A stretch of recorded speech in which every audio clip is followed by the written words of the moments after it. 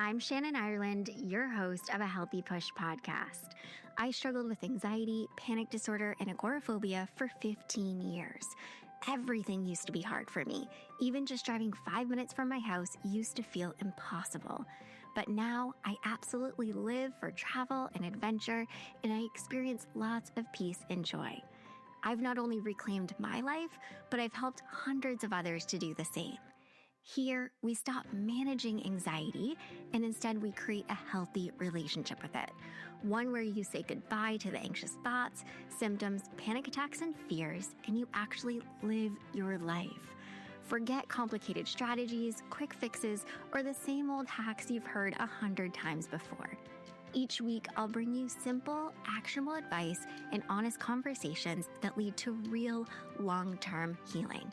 You aren't just an anxious person, my friend. There are reasons why you're struggling with anxiety, and these are things you can fix and heal from. And this is where that journey begins. Welcome. You're right where you're meant to be. Hello, and welcome back to A Healthy Push podcast. Today's conversation is going to be really good. I just know it. It is really going to be for the person who feels like you've always had to handle it all on your own. So I'm joined by Kelsey Wood. She's a therapist who specializes in childhood trauma and works closely with women who identify as hyper-independent. For you, this might look like being used to being the strong one, the capable one, the one who doesn't ask for help, like even though things feel really hard. So in this conversation, we're going to dive into where hyperindependence comes from, what it can actually look like, how it's often rooted in early experiences, and how it can even show up in anxiety, panic, and agoraphobia. So if you've ever felt like, I do it all on my own, I should be able to do it all on my own, and you often struggle to let people in, to let people help you, I think this episode is really going to resonate and be helpful for you. So, Kelsey, welcome to A Healthy Push podcast. Thank you. Thanks so much for having me. I'm excited. Yeah, this is one of those conversations that I feel like I selfishly am having because this is something that I've struggled with for so long and I'm currently in therapy for and working Okay. through. So I'm really excited because this is a topic that I haven't really dug into, and it definitely deserves not just one episode, but many. So let's just start with, how do you define hyperindependence and maybe distinguish how it's different from just being independent? Yeah. So a lot of people hear hyperindependence and they just think of someone who is just really independent, which sure, fair, that does go together. But it's more than just, as you mentioned, like in the beginning, like being the strong one, being the one who does it all, like having your life together. Those are all definitely factors of it. But it really is created from trauma responses and trauma in childhood typically. Also, it can happen in adulthood too, but it often starts early for a lot of women that I work with. And it's really this idea that independence is great. It's wonderful. We want to encourage everyone to be independent. Hyperindependence takes it to the next level where now it's detrimental. We are so rigid and there's so much fear underneath that belief system that we have to do it all on our own, that we can often put ourselves in situations that are not helpful, not healthy, damaging, right? Can be dangerous, just because we don't want to ask for help, or we feel like we really can't, and no one, because we have this belief that no one's going to show up, right? Or if I do try to get help from someone or rely on someone, we're just going to be let down again. And then those abandonment wounds get hit, and it's really more than just being independent. That's such a huge differentiation, that you have to be independent to be hyper independent, but we definitely don't want to be hyper independent to be a healthy level of independence. Yeah, I love that. There's so much fear. There's so much fear. And I feel like that's what Yes. you really uncover when you start to look at all this is I'm scared. There's a lot of Yeah. feelings of being scared, being overwhelmed, but being too scared to ask for help. And so with the work that you do, what are some signs that you often see that somebody might be operating from this place of hyper independence, but not really realize it? Yeah, so a few different things. I think it's very often shows up in for women, it starts with the I'm just going to do it all, right? It's just easier if I do it. That's something we hear often, right? Well, I'll just do it because it's easier or it's better. So Yeah. recognizing how much you're going, or I guess something to look for is how much are you going above and beyond expectations that are often not even set from other people. It's yourself, right? So like these are women in the workforce who take on the extra project, who volunteer for, I don't know, the party planning committee or whatever it might be. And that's where it kind of shows up a lot in the workplace, is that you do really well in your work. So you are often given more, right? You're the Mhm. person everyone comes to. You're known as that person, and that's great, except for it often can be detrimental, right? Like you're not getting compensated and you're feeling burnt out. If you start to feel resentful, if you start to feel frustrated, if you start to feel not seen, those are all signs in like the workplace. In relationships, it can be interesting for people, but it often shows up like we don't want to ask for help, right? Like it feels safer to just do it alone. So a lot Mhm. of hyper independent women, whether they're partnered or not, crave that relationship, and you so desperately want it, but it feels so almost far away to do the things to get there, to let someone in, to actually be able to say, hey, I need you right now. That feels like you would drop a bomb on your whole life. Um, and so it's that fear of like, why do I not want to get close to people?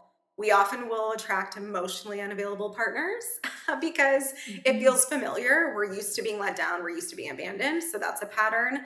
And a lot of resentment can come up, right? Like, why do I have to do everything? Especially if you're partnered. That's a really key one I see in people, and it's often the people who are over functioners. So that's something I'll name for people to recognize of like, how do you feel like you're functioning in your relationships, romantic or otherwise? Mhm. And if we're over functioning, that's a pretty good sign that we have some hyper independence coming up. Yeah. I'm just thinking, of course, being a mom, like, how does this show up in motherhood? Because I think, A obviously, lot. yeah, I mean, like, relationship, all the things that you're saying, right? Like, yeah, I've gotten into a new relationship semi recently, like, this stuff all has come up. But I'm especially too thinking of motherhood. Like, this is such Hmm. another big area in which you can see this Yeah. coming up. Hmm.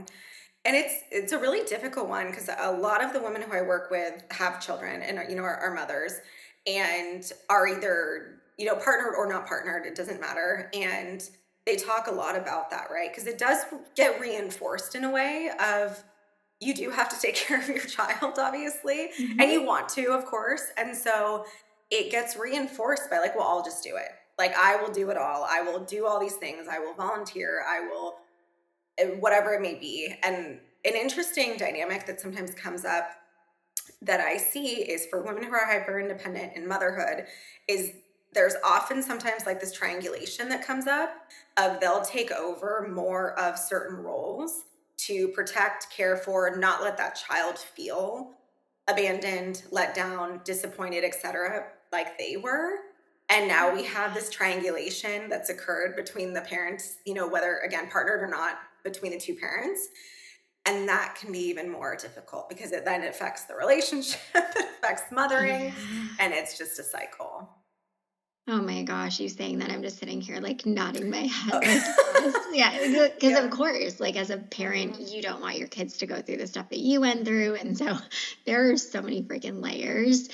It's Hmm. interesting because I heard you say we. So I'm going to assume that you have struggled with hyper independence, or you still do. Like, is that true?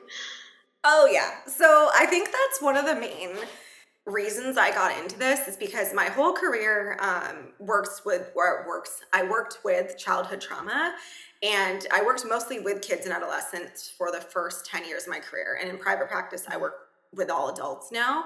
And I kind of joke that I work with the adults of the kids that were experiencing trauma when I worked with them. Yeah. And it kind of came about of me noticing like, hey, I'm struggling with this thing. And a lot of my clients are, and so that's where I really tried to become more specialized and more educated and trained and really focusing on this because I don't see a lot of providers focusing on this. It's definitely a little bit of a niche population to really just focus on that. And of course, hyperindependence comes out in many other, arenas as well, and different, struggles people have. But it's definitely something I've struggled with, and I think to some degree probably always will. Yeah. In some way, it's an ever evolving thing. But I think that's one of the reasons it's so important to me, is because I've felt firsthand how difficult it makes your life, and just absolutely how isolating it can be and how detrimental to relationships. And I Mhm. just don't want one more woman to have to go through that. Yeah. Oh, well, I'm so glad you do this work because it is Thank you. it should be much more talked about, but I think it is so niche and it's just nice to have this space with you and I think that you do a great job of really addressing a lot of this stuff. So, let's dig in and talk about the childhood stuff because Mhm. or just like early experiences Yeah. because I think you can very clearly see it when you start to do this work of like, Mhm. oh, maybe this is why. So, Yeah. can you talk about how childhood trauma or just early experiences contribute to hyperindependence? Yeah. So it's interesting because, of course, trauma is so vast in terms of what it is. And a lot of times I talk to women about their experiences, right? We start to kind of get into their childhood and their family systems and roles.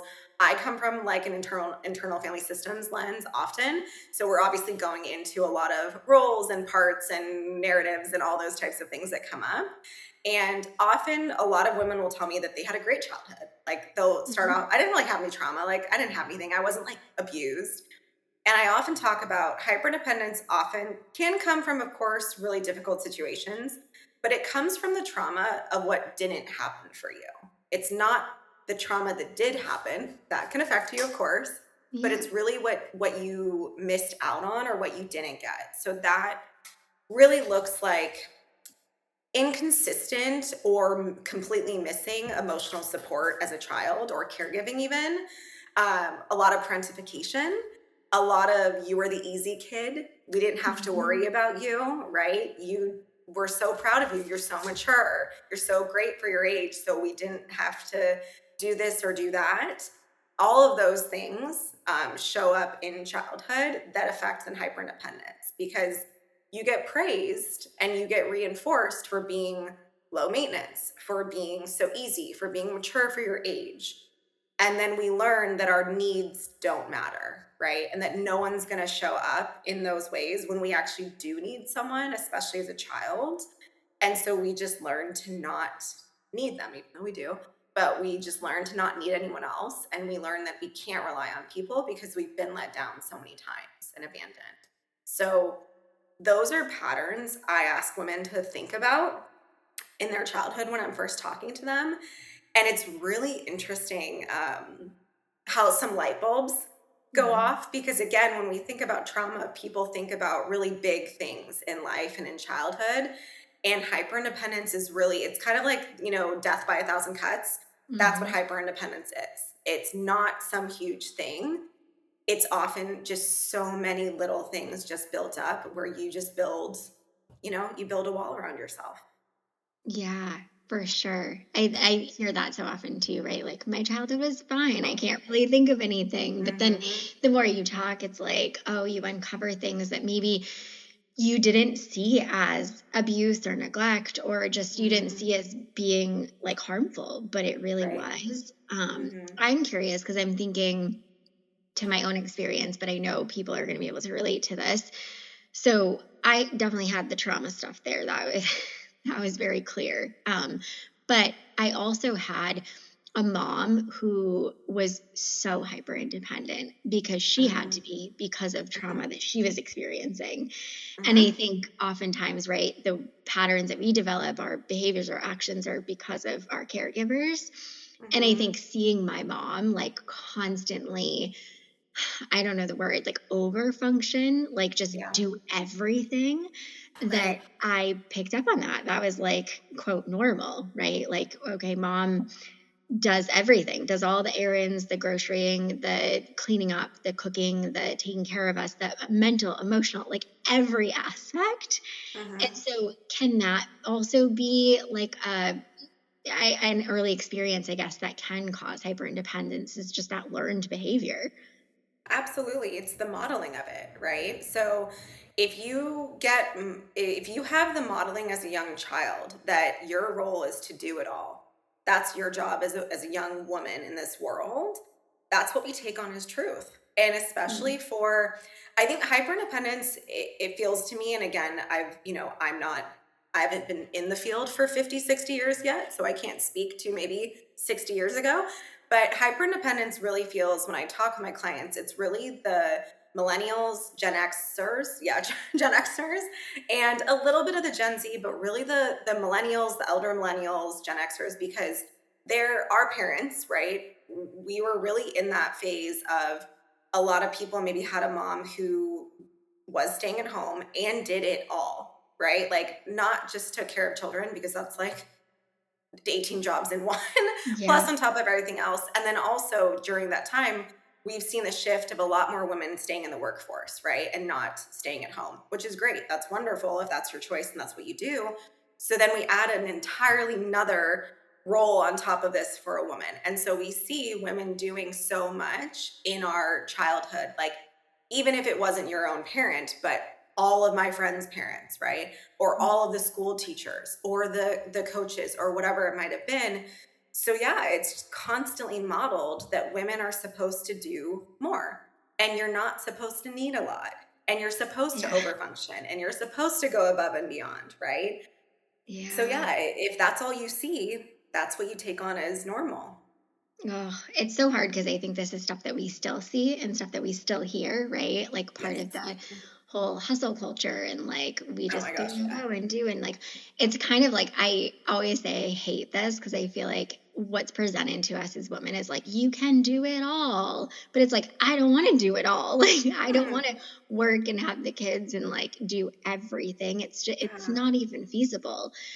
So I think, yeah, I think it's important to talk about both of these things, right? But like, can you talk a little bit more? Because you mentioned like the abandonment wound. And I think Hmm. that's something that people often don't recognize might be part of the picture or like a trust wound being there. Yes. So, can you talk about how wounds really do affect, of course, how we go about things now, like the relationships, the parenting, all the things?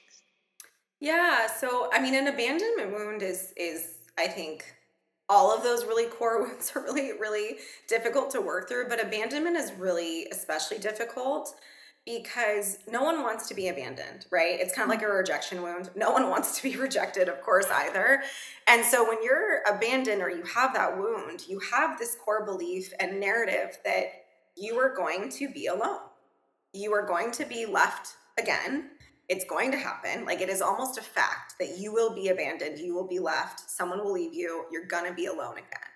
And so when we have that wound from childhood, right, or early adult experiences, even too, relationships, if you take that on as fact, which many women do, that's definitely going to affect your ability to make a relationship because you're just waiting for them to leave, right? Mhm. You're just waiting to be let down. And if anything, we often can sometimes get into that self-fulfilling prophecy where we're looking for things to reinforce this belief system that may or may not be there. And relationally, even again, platonic and romantic, it really kind of puts a barrier in between the ability to build connection.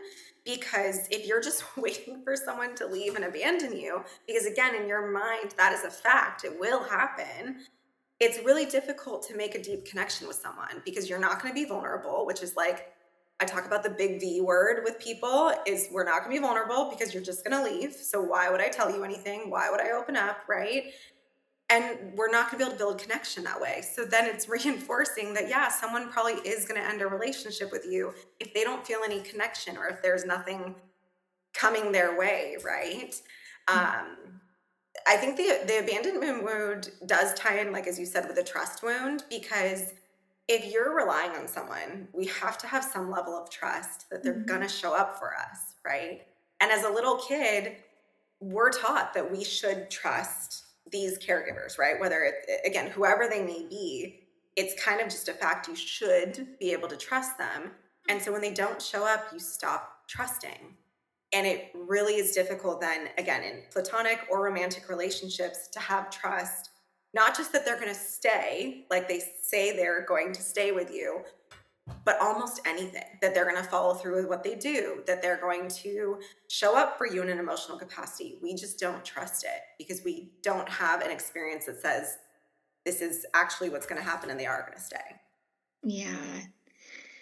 Oh, so I mean, I know I felt the weight of this, but can you Mhm. talk a little bit about what's underneath the surface emotionally for someone who Oh, yeah. feels like I've got to protect myself, I've got to hold it together, like I've got to do Yeah. everything? What is actually happening internally? Yeah, it breaks my heart honestly because it's, as you said, it's so heavy. And it's so sad to see so many amazing women just like literally holding it together with like tape. Like they're Hmm. so close to breaking because they feel like they have to do all these things, right? And these wounds and these childhood traumas are so intense. And so underneath for them, we kind of mentioned this earlier, and this goes with obviously what you work with anxiety, but this huge fear. I mean, they're in a constant state of hypervigilance and their nervous system is like shot. I Hmm. talk about this all the time when, they feel like, again, they have the amazing job. Maybe they do have a partner and kids, right? They have all these things that on paper looks amazing, but their nervous system is so shot that they barely can function emotionally because of all of these things, right? And so they're desperate for a break, like exhausted. And it's probably the number one thing I hear from women when they come to me is I am just so freaking tired. I'm so tired. I'm so tired of having to do it all. I'm so tired of feeling like I'm supposed to be able to do it all in a world where it's impossible to do it all, right? And Yeah. then you get into then all of the just the self beliefs that come up of like, I'm not good enough. I obviously there's something wrong with me if I can't do all these things. And the desperation for connection truly is just so immense for them that they feel lonely, they feel isolated even in a relationship. Mm. And that's like everything I just said is like just the surface of it. Like Yeah. it's just such a deep thing for so many women. For sure. I know. It's always Mhm. like these conversations could be so like so much longer.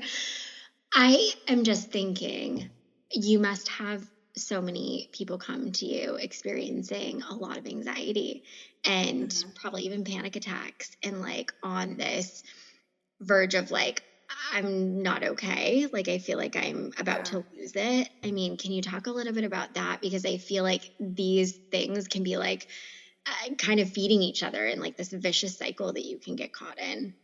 Totally, totally. Yeah. And it's interesting because a lot of times I'll have women come to me, like a lot of people enter therapy when they're at like a breaking point, right? Yeah. A lot of people don't enter therapy when things are going great, although that would be lovely as well. And that's a great time to go to therapy too. Yeah. But they come to me usually like honestly after maybe a first panic attack or just feeling like they can't function because they are riddled with anxiety or depression or whatever it may be. And it really kind of is interesting because they don't really recognize where it's coming from, Mm. and it's such a environmental and overall huge kind of trigger because of their belief systems and what's happening. So it's not as simple as, oh, I don't like flying and I have a flight in a month, so this makes sense that I'm anxious, right? Mhm. They would like it to be like that because that's logical and we can then fix the problem.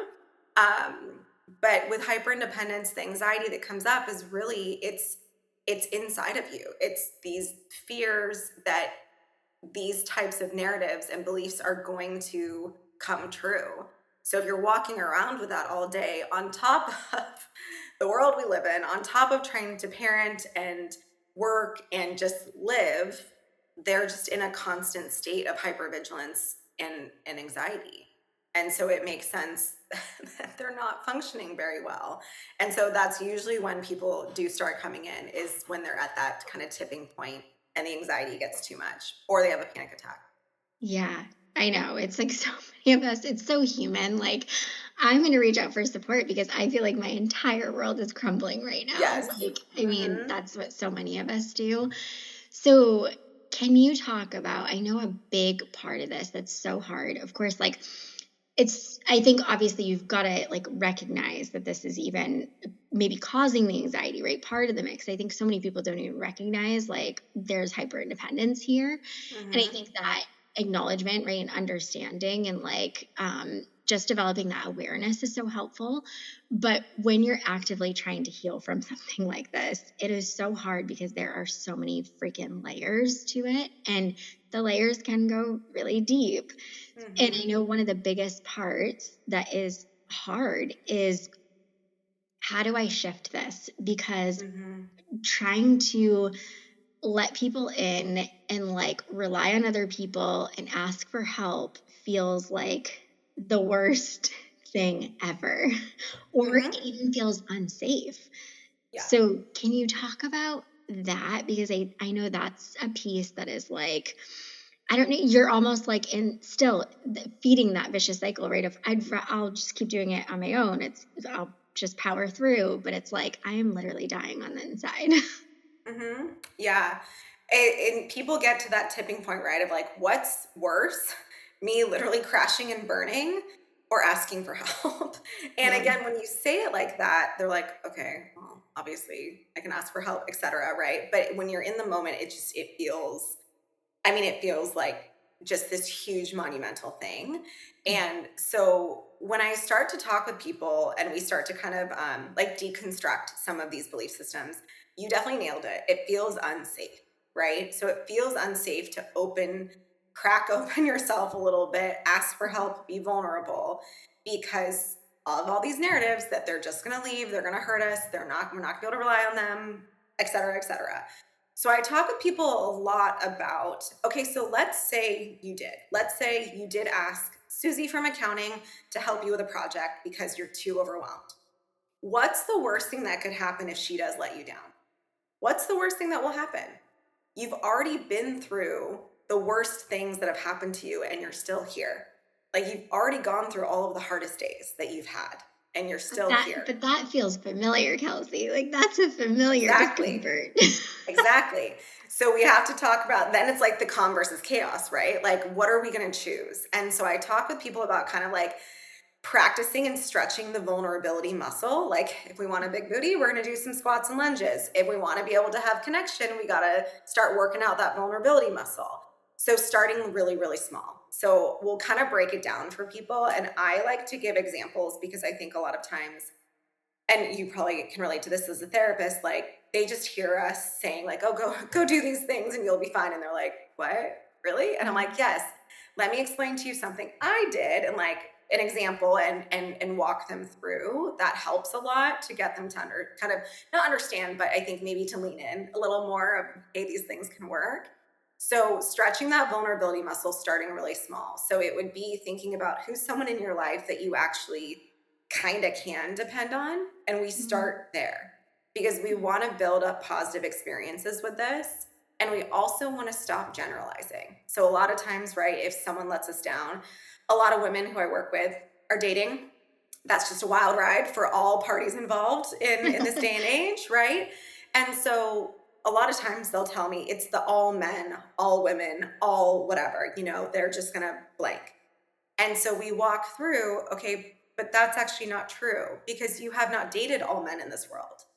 You've dated five out of what, the 4 billion? So Yeah. if we think about how can we focus on little ways to let people show us who they are. And I kind of will talk about it, especially with dating, of like, it's kind of an experiment. It's like we're doing this for science. So we have to give people an opportunity to show us that they'll show up, just the same way we have to give them an opportunity to show us that they won't. Mm-hmm. So it's going to go one of two ways. Either way, we're going to be okay. But if we really want this thing and we want someone to show up for us, we have to open the door for them. Like they're not going to knock it down. Yeah. Yeah.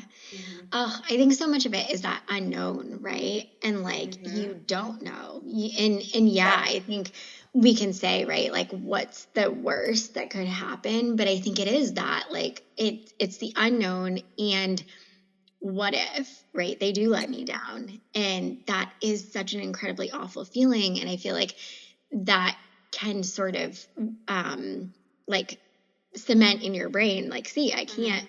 rely on people. So if you Yeah. have that experience, I love that you're saying like start with somebody that you are gonna get some like wins with, or it might be more trusting and more comfortable.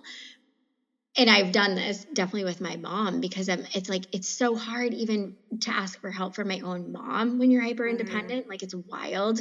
We have such a good relationship. She's amazing. Like she will help me with anything. But even asking my own mom for help is like, ugh, it's so Mhm. uncomfy.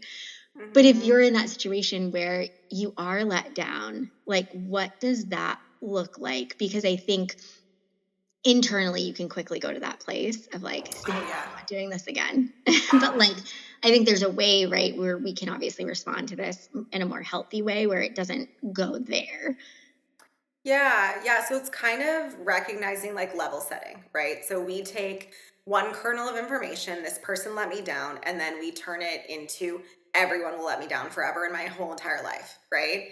Mm, And because that's how it feels. Like that's actually how it feels. I know people don't really get that maybe if you've never been through it, but it's recognizing that we're feeding that narrative, that belief, that wound. So the more we think about, right, your thoughts feed these things, the more we think about, I'm just going to be let down, see it happened. Look, this is why I never let anyone in because Susie from accounting didn't do this, right? And it's really then I kind of help people try to change the narrative. The like one of the few times in my practice I use CBT is reframing those types mm, of thoughts, right? Because that is actually really helpful of, hey, this was one circumstance. But also giving people space too that we have this idea, especially as hyper independent women, we're supposed to be okay. mhm. And that's not true. No one is. And you're allowed to feel let down and to feel sad if someone lets you down. That's Yeah. normal. That is absolutely appropriate. And that is a regulated nervous system because you're having a Mhm. congruent reaction to an event that elicited an emotional response. That's Mhm. normal.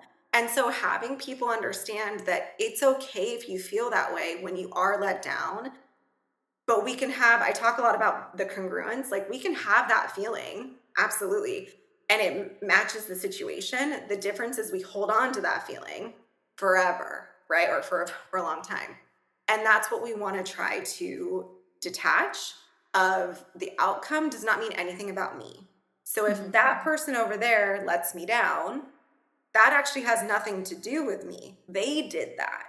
And so hyperindependence, we also take on other people's actions as a reflection of ourselves. And so Mhm. I kind of talk about like we're going to put the mirror down. What they do has no reflection on us. That's their choice. And so just being able to try to detach, obviously this is much easier said than done as I'm doing this Yeah. very quickly, but that's the process that you work through of acknowledging that it makes sense that if you're let down that you would feel something. And that's Yeah. okay, but we choose to keep going. I know it is so helpful to recognize it's like it's not you, it is a them thing, Mhm. but it is so much easier said, right? Oh, But I love what you're saying about like you're allowed to not be okay.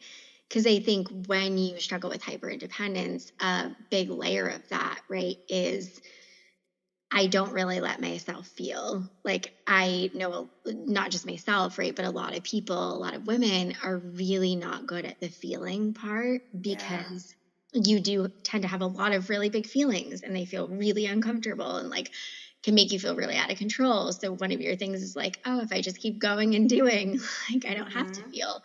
But it's so important to allow yourself to feel and to recognize like that didn't feel good and it's okay that like I'm Mhm. not okay right now. That Yeah. permission I think goes such a long way.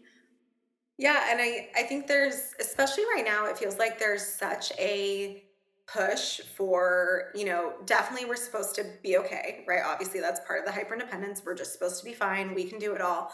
But Mhm. right now, like a very kitschy thing is everyone wants a regulated nervous system. Like if you see like Ugh. every other like Instagram ad of like, drink this herbal tea or do this thing and it's gonna help you regulate your nervous system.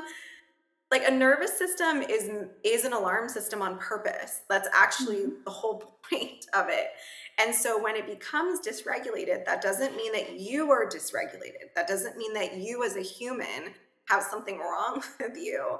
That means there was input, there was some type of information coming in, and now it's jumbled up a bit. And trying to get people to separate a little bit from like our reactions to things is a reaction to something.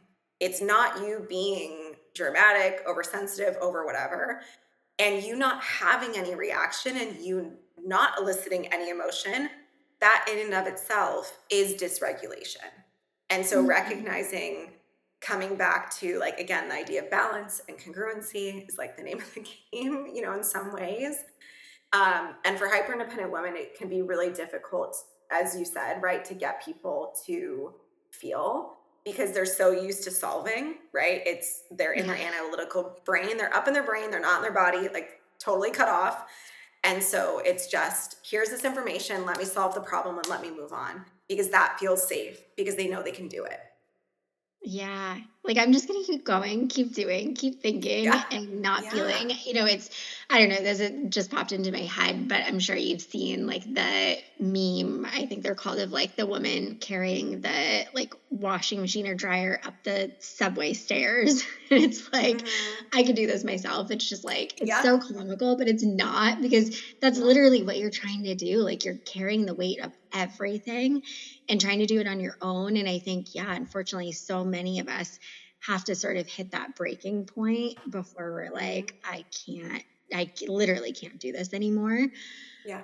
I'm so glad you brought up the nervous system regulation because it's like I won't even go there.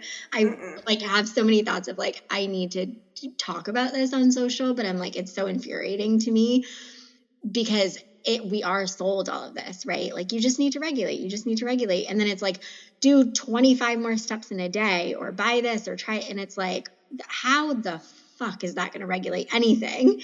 And No. that's not it. Like that's not No. it. So I'm so glad you share that same feeling.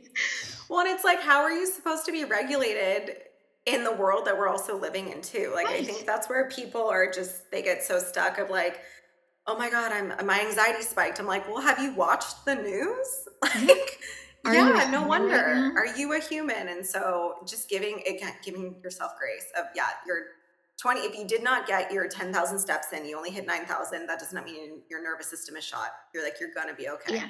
It's Yeah, okay. for sure.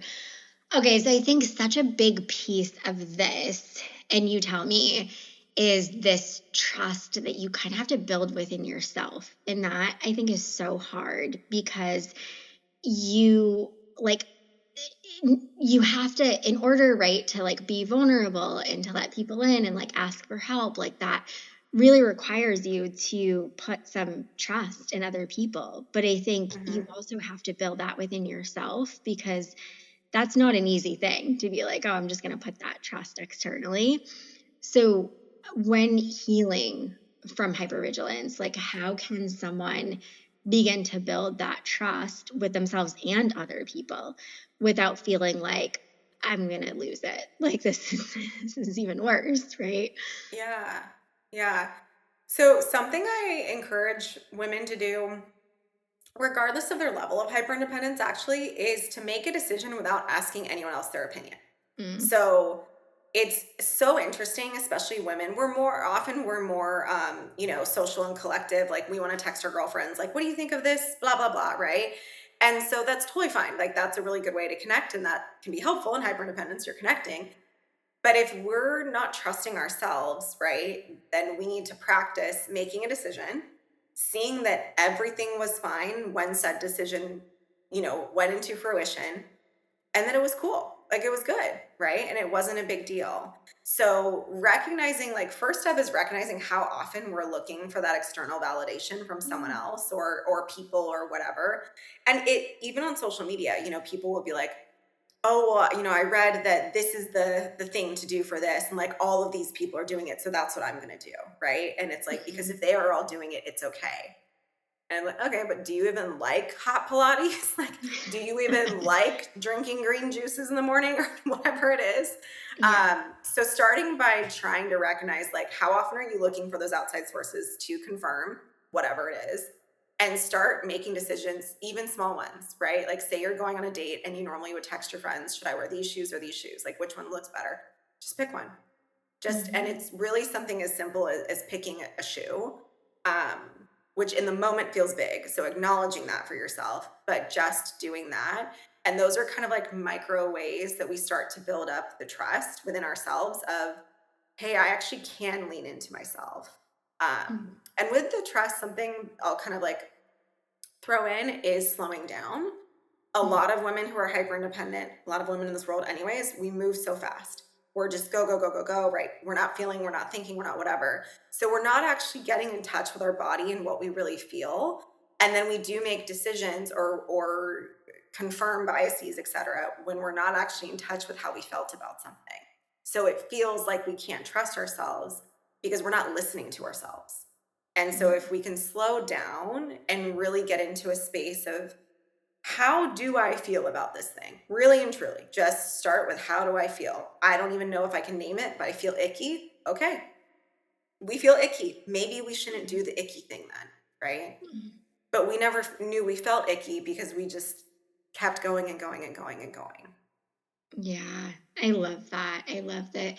I think when we hear about like building trust, right, and how important it is, we're like, But what does that even look like?" And it Hmm. does look like so many like simple, basic things. Not to say they're easy, but like the slowing down, listening to yourself. I'm so glad you said that because I think that's so crucial. Hmm. I'm just curious, and I know people are probably like thinking, okay, with hyper independence, it is such a big thing to work through and it can be really hard. What's something that sort of you've seen with a lot of the women that you've worked with that has sort of been like a game changer? Like this Mm. really helps to shift things for them. So I think it kind of, I put it in like business terms because a lot of the women I work with are super successful and Yeah. like they want a good ROI, right? It's like, okay, if I'm going to be vulnerable, like what is really going to, how, what am I going to get, you know, Yeah. in that way? And so I kind of talk about like the ROI of like, okay, if we're going to be vulnerable and we're going to try to connect with someone, pretend you're single and you're dating or something. You want to get married, have a long-term partner, have a wonderful life with someone who respects you and will show up and take care of you and will be there when you need them. That's a pretty big ROI. Like that's a pretty high one that we've never had before. So what we have to do here is just open up a little bit, right? And start and be vulnerable. And we kind of show them that like, okay, this is like just one stepping stone to get up to here, and this is where you want to be. So getting them to kind of, or getting women to recognize that like, you don't have to in one day just become this like super open, vulnerable woman who like Mm. is so soft and feminine and all those things. And It's asking for help just all the time and asking for help all like, the time. yeah. Just start with one thing. Because like if you started a business or if you worked your way up the corporate ladder, you did not start up here. You started Mhm. down here. And so trying to get them to chunk it down, I think really helps them kind of understand. Also, I think checking in with the asking for help thing of recognizing who's kind of driving the ship. So parts comes in here, parts work, Mhm. of who's actually in charge. Is it really you, or is it that wounded inner child that doesn't feel safe? Mhm. And how would you take care of them? So this is kind of, it can be reparenting, just parts work in that way. And that often can be kind of a light bulb of like, okay, if you like an example I give that happened to me is I was out with a man. It wasn't even a romantic thing. He was like an old friend from college. We happened to live in the same city again. We went and got a drink, and he offered to drive me to my car because I would parked farther away. It was at night. whatever. Very nice. And my immediate response, like I froze. I was like, nope, I'm fine. I don't need Yeah. that. I'm good. And it was such like a, Kelsey, what the fuck? Like just take the ride. Right. Because if that had been one of my girlfriends, I would have walked up and be like, hey, can you drive me my car? Like it's down the road and it's like creepy out here, right? Yeah. I wouldn't have even thought twice. So recognizing in that moment, are you actually helping yourself or are you hindering yourself? And so many of us get in the way. So getting them to and supporting women and helping them process like, okay, how can we chunk it down? How can we really reparent and work with that inner child and take care of her? Because what she needed in that moment was someone to help her. So how can you give that to her? And that can kind of almost in a way like externalize it of like, well, you don't need help. She needs help. So let's give it to her. And then also checking in with yourself of like, just where are you getting in the way? Because that sometimes for people can feel like a solution to solve. And we always want like a solution to things. So it helps give them kind of a piece to hold on to there. Okay, I gotta say, I love that. Like, am I helping myself or am I hindering? Because, and that takes slowing down, right? Like, that takes slowing down and checking in with yourself, like, Yeah. all good stuff. And I think when you're honest with yourself, like, when you check in and ask yourself and you're honest, you usually are hindering. And it's so helpful to be like, okay, maybe I can push back and maybe I can make things a little bit easier for me. I love that one. Okay. This has been such a helpful conversation, Kelsey. I've loved this. Already feel like I want to have you back on because this is like such a big topic for so many people. But if people want to find you and connect with you and learn more from you, where can they find you? Yeah, so I'm on socials, all of them, I think. It's at Tea Time Therapist because I drink a lot of tea. Wasn't very, thought out name when I did this. So yeah, I follow me on all the socials. I post about it all the time. I yap a lot. And then I have my website as well, which I can send to you, so people can find me there. But I would love for people to follow, and I would love to come back on. I think this is such an important thing that many women don't even realize that they're suffering with, and I just don't want them to feel alone or feel like they can't change, because you definitely can. I am proof of that myself, and it's just really important to me. Yeah, I love it. Well, thank you so much. Thank you. I'm Shannon Ireland, your host of a Healthy Push podcast. I struggled with anxiety, panic disorder, and agoraphobia for 15 years. Everything used to be hard for me. Even just driving 5 minutes from my house used to feel impossible. But now I absolutely live for travel and adventure, and I experience lots of peace and joy. I've not only reclaimed my life, but I've helped hundreds of others to do the same.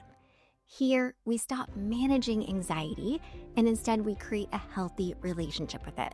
One where you say goodbye to the anxious thoughts, symptoms, panic attacks, and fears, and you actually live your life.